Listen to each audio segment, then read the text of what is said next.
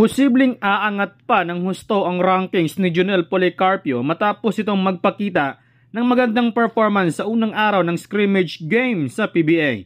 Matapos itong makapagtala ng 24 points, habang 16 points naman kay Justin Baltazar.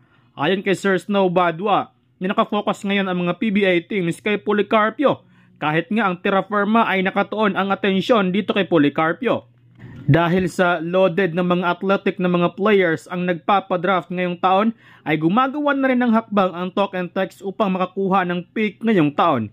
Ayon kay Sir Snow Badwa na meron na umanong gagawing trade ang TNT at sinabi nito na bibitawan nila ang kanilang veteran guard.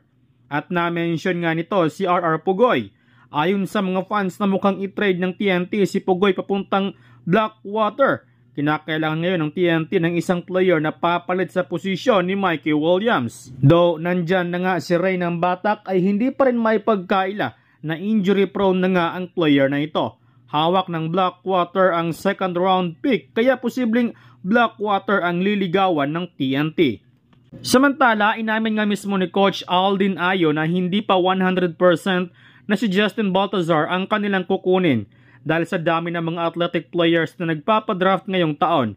Ayon kay Ayo na 1 month before deadline ay inaakala umano niya na maging boring ang draft ngayong taon dahil nasa ibang bansa nga ang mga mahuhusay na mga players.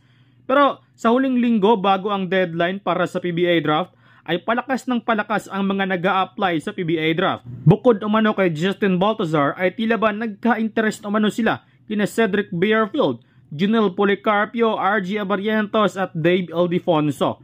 Inamin umano ni Ayo na nahihirapan umano silang pumili kung sino ang kanilang first overall pick. Sa July 14 magaganap ang PBA draft at expected na hindi makakasipot ang ilang mga draftees dahil sa duty nila sa SGA.